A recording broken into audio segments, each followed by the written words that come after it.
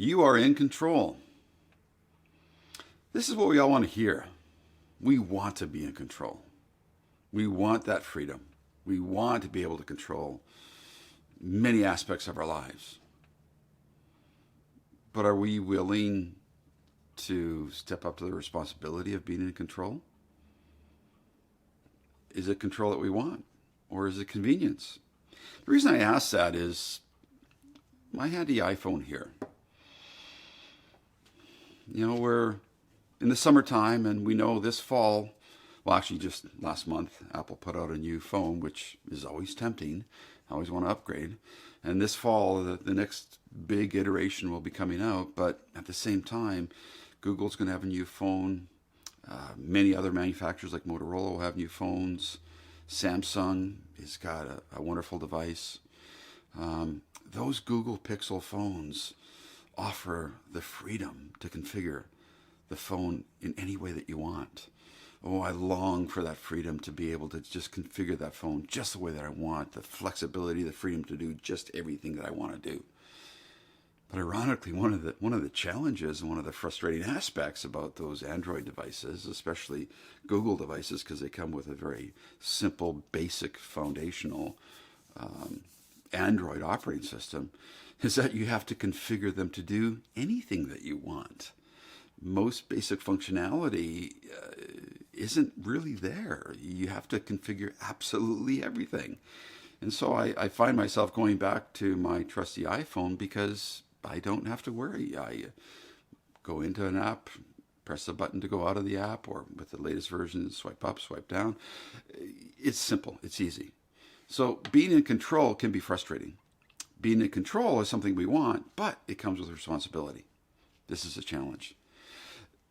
It isn't just a challenge in terms of the communication devices we're using. I think it's a challenge that we face in our learning environments as well.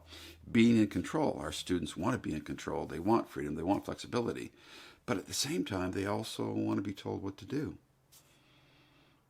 And sometimes I find that they want to be told more so what to do than they want to be in control. And if we really take a look at our learning environments have been designed to be controlling. And so sometimes giving students that freedom and flexibility is very different. Let me share an experience I had quite a few years ago, but it is still relevant.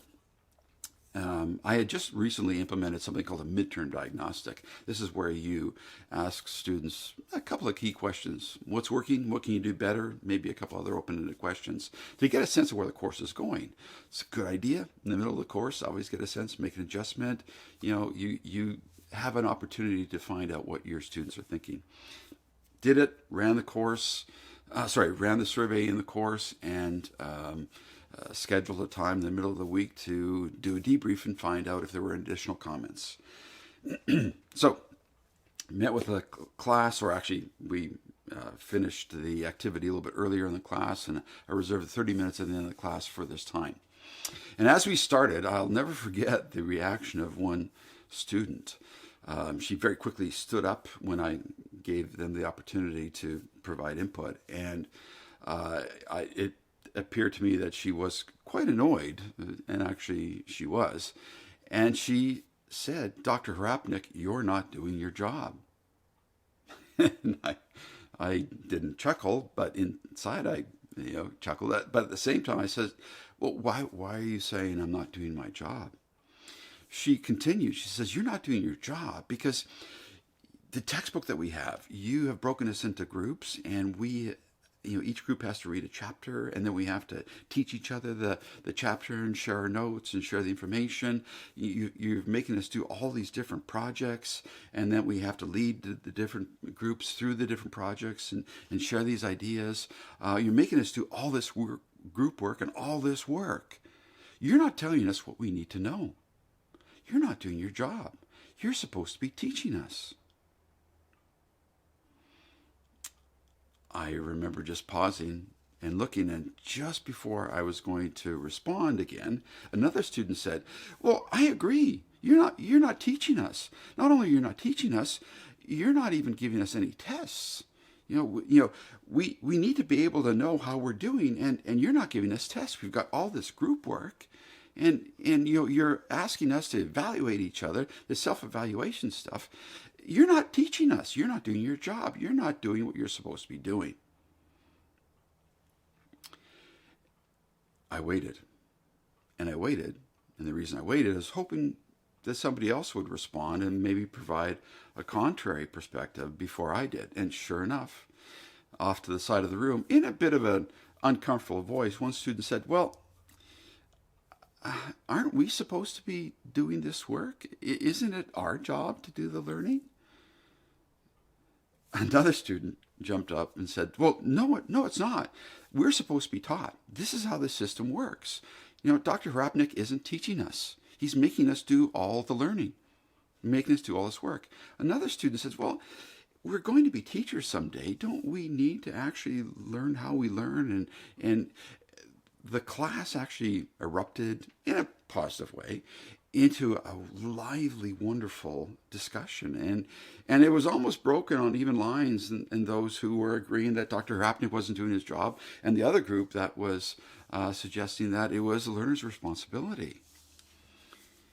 It was a wonderful opportunity to see firsthand how the system of education and knowing how the system works can actually interfere with the learning. Most of the students, when I think back now, most of the students are quite annoyed with me, where the students who were used to getting the A and they knew how the system worked. I changed the rules. I changed the system. This isn't the school that they were used to. This wasn't the way the courses worked.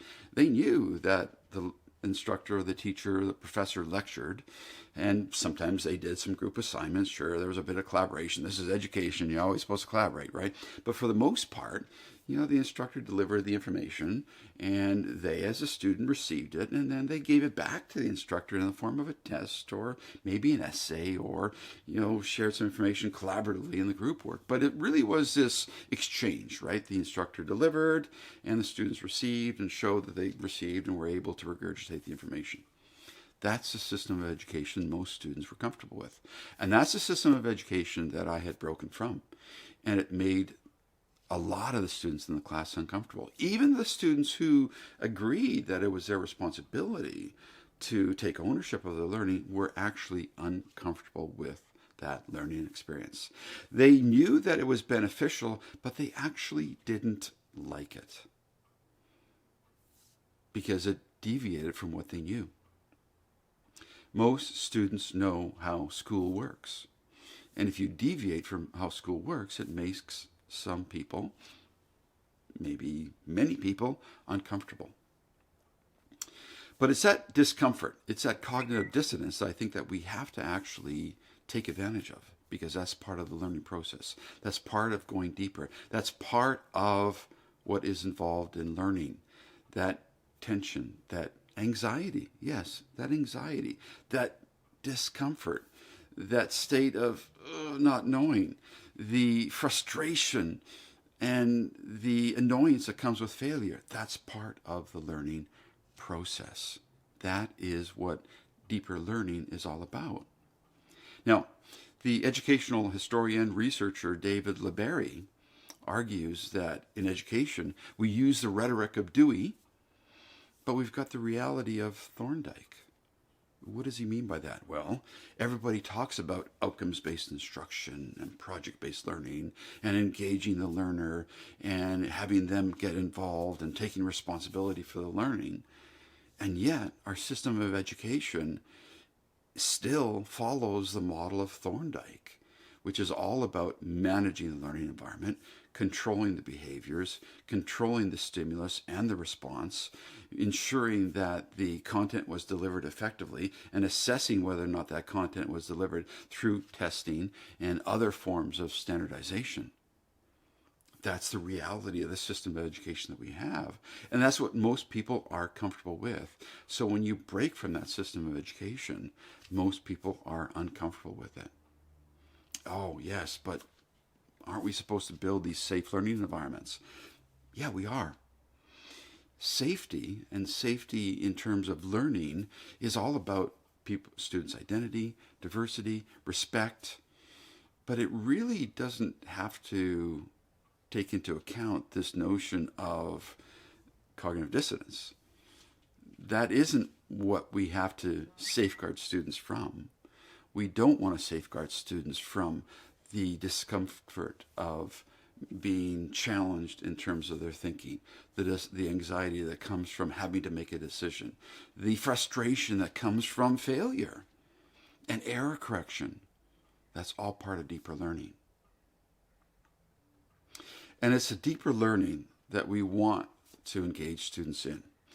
If you create an environment, create a significant learning environment, and you give the learner choice, ownership, and voice through an authentic learning opportunity, you can engage that learner in that deeper learning. But that comes with a cost. When you give over your control as an educator to the learner, it isn't a matter of giving them one or two projects to choose from. It's actually giving them great control over the project.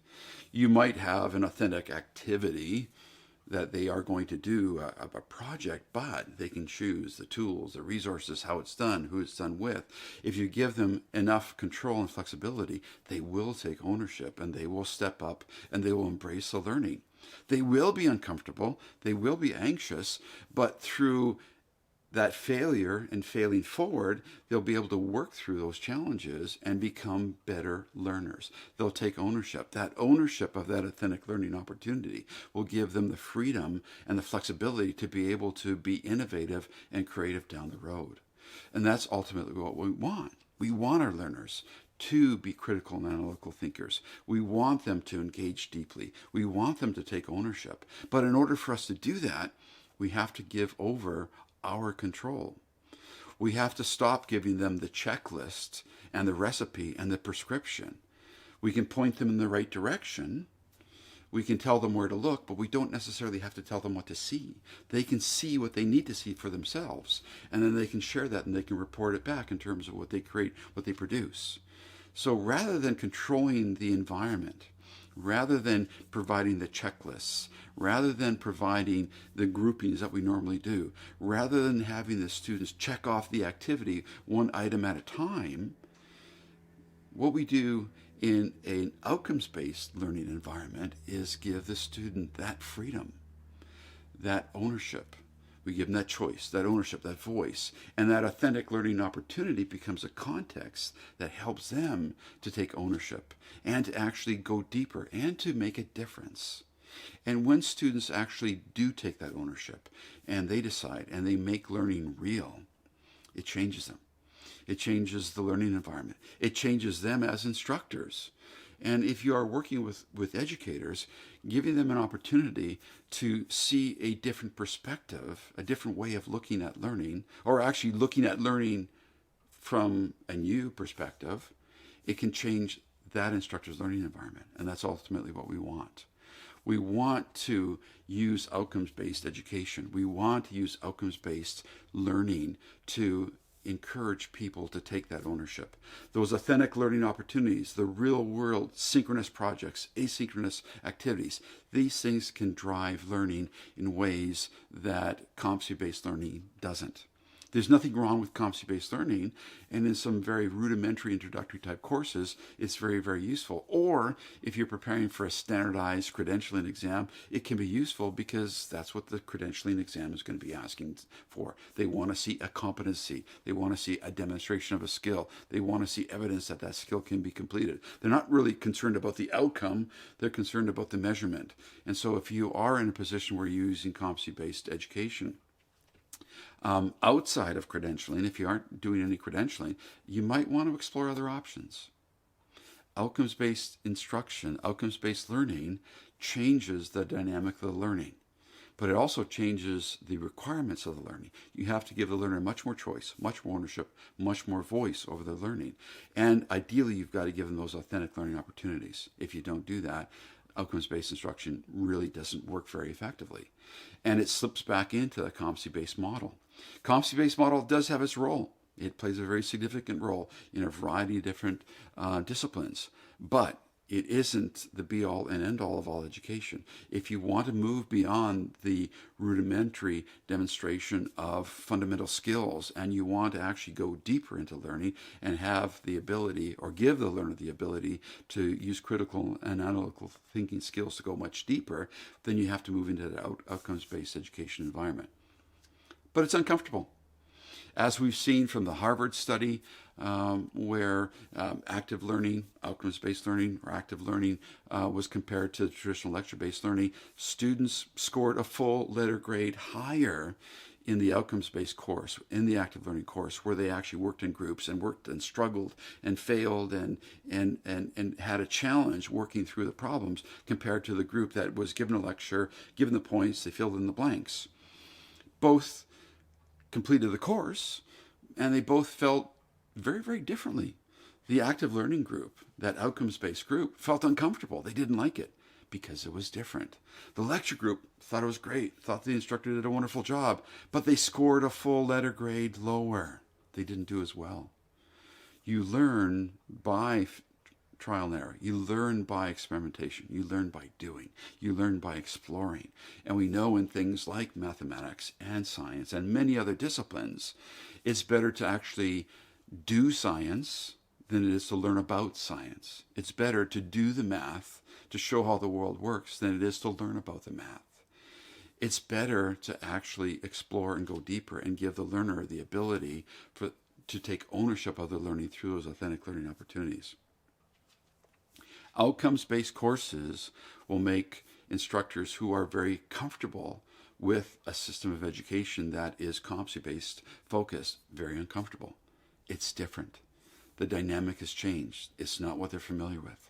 So if you happen to be in that environment where a course like this one is pushing your button, so to speak, or is pushing you out of the comfort zone, it's okay. You'll get used to it. It's outcomes-based instruction. It requires you to look at things differently. It gives you, the learner, control. But with that control comes a responsibility. You've got to configure all aspects of your learning environment. You no longer are looking to the instructor to tell you what to do at each and every step, and you simply fill in the blank. It isn't how this works. You have control. You have choice. You have ownership. You find your voice through the authentic learning opportunity. But with that choice and that ownership comes responsibility. And with that responsibility comes a bit of discomfort. But don't worry, you will get used to it. Deeper learning, foundational learning, authentic learning, outcomes-based learning can be uncomfortable. But it's worth the discomfort because it will enable you and your learner to go much further than you've ever gone before.